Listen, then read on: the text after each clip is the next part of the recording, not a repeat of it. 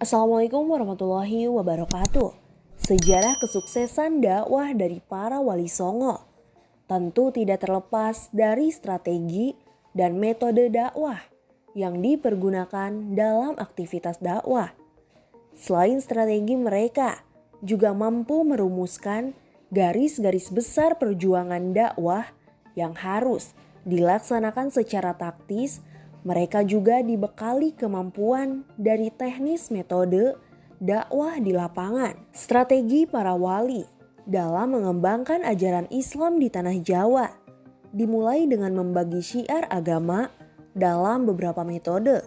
Di antaranya metode tadrij atau bertahap. Tidak ada sebuah ajaran yang diberlakukan secara instan dan juga mendadak. Semua melalui proses penyesuaian yang evolutif. Berikutnya juga diterapkan prinsip adamul haraj yang artinya tidak menyakiti. Para wali membawa Islam tidak dengan siap yang konfrontatif. Mereka memberlakukan sistem dakwah sesuai dengan kapasitas objek dakwah yang ditemui. Seorang raja tentu tidak mungkin didakwahi sama dengan kawulo. Demikian pula dakwah di kalangan prajurit tentu berbeda dengan dakwah dengan kaum rohaniawan. Dalam berbagai catatan sejarah, para anggota Wali Songo juga melakukan peperangan. Namun, hal ini dilakukan dengan memegang prinsip-prinsip peperangan dalam dunia Islam, yaitu tidak melukai anak-anak dan perempuan, tidak merusak simbol-simbol keagamaan dan tempat ibadah, serta aturan-aturan lain yang dijalankan secara ketat. Dengan ini semua, maka pancaran hikmah dari adanya dakwah mampu diterima oleh masyarakat Jawa dengan sukarela. Terbukti, wilayah Kediri yang hingga kini masih tercatat warganya sebagian besar beragama Muslim. Padahal, perang terhadap sisa kekuatan Majapahit yang terakhir adalah melawan Girinda Wardana yang berkedudukan di wilayah itu. Jika Islam hadir dengan model paksaan seperti halnya metode dari inkuisisi layaknya di Spanyol, mungkin masyarakat di wilayah tersebut akan kembali kepada keyakinan awal mereka kala Demak telah runtuh sebagai kerajaan yang berdaulat. Selain itu, Salim Afilah dalam beberapa ceramahnya menyebutkan bahwa para wali dalam berdakwah memberlakukan setidaknya 3 prinsip dakwah, yaitu fikihul ahkam, di mana prinsip dan ajaran Islam benar-benar diterapkan secara ketat dan mendalam. Hal ini ditujukan untuk mereka kalangan santri yang sudah menerima Islam dengan penuh. Pengajaran Islam yang benar, menyeluruh dan mendalam ditujukan sebagai langkah guna membentuk generasi dakwah yang siap menerima misi dakwah ke depan. Selanjutnya adalah fikih dakwah. Ajaran agama diterapkan secara fleksibel dan lentur sesuai dengan kondisi masyarakat dan tingkatan pendidikan mereka. Para wali lebih mengedepankan misi pemahaman utama tentang Islam, yaitu masalah tauhid, di mana yang terpenting masyarakat bisa memahami konsep tersebut, mengakui keesaan Allah Subhanahu wa taala dan menerima Nabi Muhammad SAW sebagai utusan Allah. Adapun secara strategis, para wali sebagai juru dakwah memang dikenal dengan kepiawaiannya dalam menciptakan metode dakwah yang jitu dan juga efisien, sehingga hal ini mampu membawa dampak perubahan yang cukup signifikan dalam kurun waktu tak lebih dari 100 tahun. Beberapa strategi dakwah Wali Songo yang bisa diidentifikasi yaitu: pertama, pembagian wilayah dakwah. Para Wali Songo dalam melakukan aktivitas dakwahnya, yaitu sangat memperhitungkan wilayah yang strategis. Beranjak dari sinilah para wali songo yang dikenal jumlahnya ada 9 orang melakukan pemilihan wilayah dakwahnya tidak sembarangan. Penentuan tempat dakwahnya dipertimbangkan pula dengan faktor geostrategi yang sesuai dengan kondisi zamannya.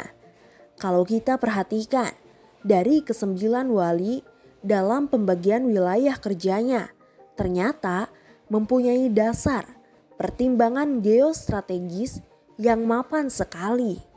Keseimbangan wali tersebut membagi kerja dengan rasio 5:3:1. Jawa Timur mendapat perhatian besar dari para wali songo.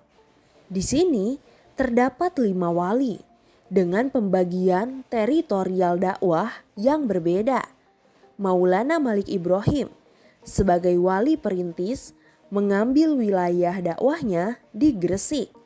Setelah Malik Ibrahim wafat, wilayah ini dikuasai oleh Sunan Giri. Sunan Ampel mengambil posisi dakwahnya di wilayahnya di Surabaya. Sunan Bonang sedikit ke utara di Tuban, sedangkan Sunan Derajat di Sedayu. Berkumpulnya kelima wali di Jawa Timur merupakan karena kekuasaan politik saat itu berpusat di wilayah ini. Kerajaan Kediri di Kediri dan Majapahit di Mojokerto. Di Jawa Tengah, para wali mengambil posisi di Demak, Kudus, dan Muria. Sasaran dakwah para wali yang ada di Jawa Tengah tentu berbeda dengan ada di Jawa Timur. Di Jawa Tengah dapat dikatakan bahwa pusat kekuasaan politik Hindu dan Buddha sudah tidak berperan lagi. Hanya para wali melihat realitas masyarakat yang masih dipengaruhi oleh budaya yang bersumber dari ajaran Hindu dan Buddha. Saat itu, para wali mengakui seni sebagai media komunikasi yang mempunyai pengaruh besar terhadap pola pikir dari masyarakat. Oleh karena itu, seni dan budaya yang sudah berakar di tengah masyarakat menurut mereka perlu dimodifikasi dan akhirnya bisa dimanfaatkan untuk kepentingan dakwah. Yang terakhir yaitu di Jawa Barat, menempatkan seorang wali yaitu Sunan Gunung Jati. Kedua, asimilasi budaya. Bagi seorang juru dakwah, mengubah sebuah tatanan masyarakat yang sangat kompleks dan telah mengakar dalam sebuah tatanan laku hidup sehari-hari memang tidaklah semudah berdebat secara ilmiah dan logika. Oleh karena itu, dalam dakwahnya kepada masyarakat Jawa, tidak jarang para wali menerapkan beberapa model dari dakwah dengan memasuki unsur-unsur kebudayaan yang ada di masyarakat. Para wali berani memasuki wilayah ini tentu dengan sebuah prinsip yang tidak dapat ditawar, yaitu senantiasa membelokkan adat dan norma yang sesuai dengan ajaran Islam dan membuang serta mengganti adat yang berbau kesyirikan dengan memasukkan unsur Islam ke dalam adat tersebut. Para juru dakwah kontemporer menanamkan model dakwah ini dengan sebutan metode al-hikmah, di mana cara-cara berdakwah para wali merupakan jalan kebijaksanaan yang diselenggarakan secara populer, atraktif, dan sensasional. Cara ini mereka pergunakan dalam menghadapi masyarakat awam. Dengan tata cara yang amat bijaksana, masyarakat awam itu mereka hadapi secara massal. Kadang-kadang terlihat sensasional, bahkan ganjil dan juga unik, sehingga menarik perhatian bari umum. Dalam rangkaian metode ini, kita dapati misalnya Sunan Kalijaga dengan gamelan sekatenya.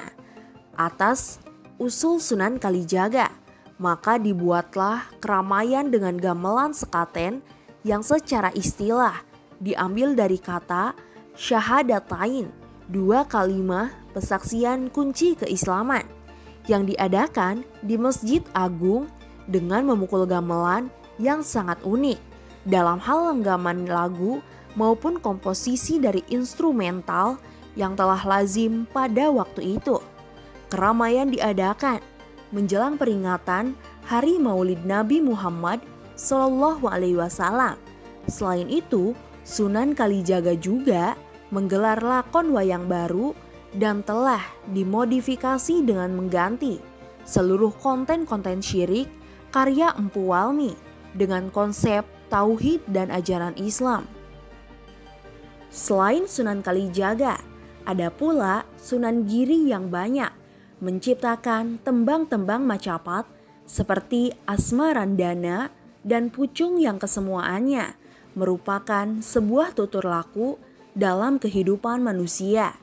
Asmarandana adalah nasihat bagi mereka yang sedang masuk usia pernikahan agar selalu mawas diri dan waspada terhadap pergaulan yang tidak baik. Sedangkan Pucung merupakan pengingat bahwa setiap manusia pasti akan menemui sebuah kematian. Selain itu, Sunan Giri juga menciptakan beberapa jenis permainan dan lagu dolanan. Hal ini ditujukan untuk memberikan dakwah Islam kepada semua kalangan usia, termasuk anak-anak. Di antara karya tersebut yaitu permainan cublak-cublak suweng, padang mambulan, dan jelungan. Strategi dakwah yang ketiga adalah pendidikan dan pencetakan dari kader dakwah. Setiap wali yang berperan dan memiliki sebuah wilayah dakwah, hal pertama yang diperbuat adalah membangun sarana pendidikan berupa pesantren. Dari sinilah mereka menemukan atau kedatangan murid-murid dari kalangan warga sekitar dan berbagai penjuru daerah. Dalam mencetak kader dakwah yang kuat, setiap pesantren memiliki kurikulum yang ketat dan terstruktur. Mereka diajarkan tentang ilmu utama dalam Islam yang meliputi akidah, Al-Quran, hadis, hingga ilmu fikih dan tafsir. Kemudian mereka juga mendapatkan tambahan materi berupa ilmu ketatanegaraan, ekonomi, dan ilmu aplikatif yang lainnya seperti pertanian. Tak lupa dalam pesantren ini, seorang santri juga wajib menguasai ilmu bela diri karena sebagai seorang kader dakwah, selain dituntut memiliki kapasitas keilmuan, juga harus memiliki tubuh yang kuat guna melawan hal-hal yang tidak diinginkan. Dengan adanya basis pendidikan ini, maka para wali berhasil membentuk generasi yang unggul. Beberapa contoh wali yang berhasil mengembangkan model pendidikan ini adalah Sunan Ampel yang melahirkan generasi Sultan Fatah dan Sunan Bonang. Giri Kedaton yang menghasilkan murid dari seluruh Jawa hingga melahirkan Kesultanan Ternate, Tidore, Lombok, dan Bima. Strategi yang keempat adalah strategi dakwah di bidang politik. Dalam mengembangkan dakwah Islam di tanah Jawa, para wali tentu juga menggunakan sarana politik untuk mencapai tujuannya, yaitu menegakkan hukum Allah secara menyeluruh. Oleh karena itu, dengan melihat keadaan kekuasaan Majapahit yang terus mengalami penurunan, maka para wali saat itu mulai mengarahkan perhatiannya kepada Demak sebagai langkah awal, yaitu dengan mendirikan pusat dakwah dan koordinasi, yaitu Masjid Demak. Setelah posisi Majapahit benar-benar lemah, maka Demak tampil sebagai wajah baru dalam babak dakwah Islam di tanah Jawa, yaitu dengan tegaknya pemerintahan Islam dan diberlakukannya hukum syariat melalui kitab Undang-Undang Angger-Angger Surya Alam. Dengan adanya perlindungan dari sebuah negara, maka dakwah Islam semakin meluas. Langkah-langkah amar ma'ruf nahi mungkar juga lebih efektif karena umat Islam memiliki kekuatan hukum dan kekuatan penegakan hukum. Alhasil, akselerasi dakwah menjadi sangat pesat jika unsur kekuatan politik telah dimiliki. Bagaimana menurut kalian? Tulis pendapat kalian di kolom komentar.